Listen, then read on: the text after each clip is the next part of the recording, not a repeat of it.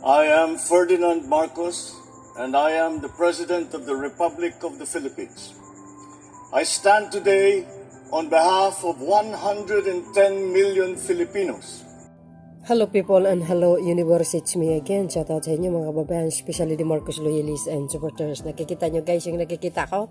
Nakaw, namigay na naman po ng cheque ang ating mahal na Pangulong Marcos Jr. Reward yan guys sa ating mga para-atleta na naglaro sila dyan sa China, no? Itong nakarang araw ay nagbigay ng reward ang Pangulo. Siyempre, cheque pa more. Ayan, 19 medals yan, ang dami, no?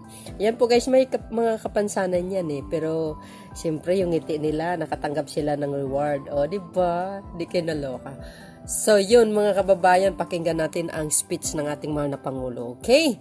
At congratulations sa ating mga kababayan na mga para-atleta kahit may kapansanan pero nagpupursige sila mga kababayan.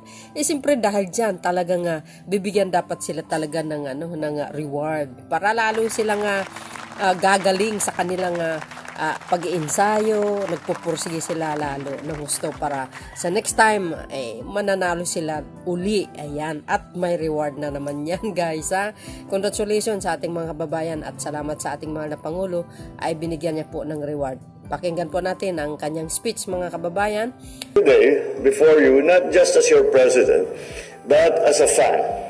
Because when it comes to supporting athletes who compete under our flag, I am the cheerleader-in-chief. It is with tremendous pride that I congratulate the para-athletes who all gave your best at the 4th Asian Para Games in Hangzhou, China last October. You have brought home a rich haul of 19 medals and bringing us to the 9th place in a highly competitive field of 44 countries. Kung kaya ng Philippine Para-Athletic National Team, kaya ng Pilipinas, kaya ng bagong Pilipinas. Kaya naman po, ako ay natutuwa na itinina ng Philippine Sports Commission ang ika-34 na anibersaryo ng inyong pagkakatatag sa paggawad ng mga pabuya sa ating mga bayaning atleta. The overall objective is to promote sports down to the grassroots, not to merely create a talent farm for national teams, but to use sports for nation building. We can look forward to a new Philippines, bagong Pilipinas, that is bound by the ideals of industry, integrity, and teamwork, and committed to the pursuit of greatness and excellence. Makikita dito hindi yung disability ng mga atleta kung yung kanilang abilidad.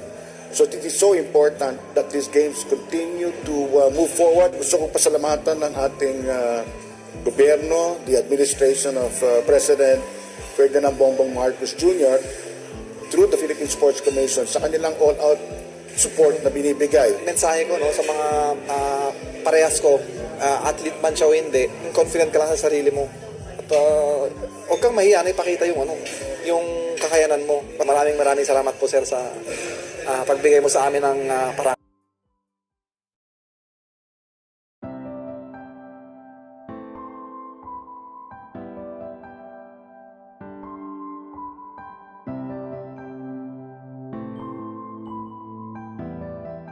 Nyo yan mga beswa, ayan, congratulations, ayan, God bless Philippines, galingan nyo pa.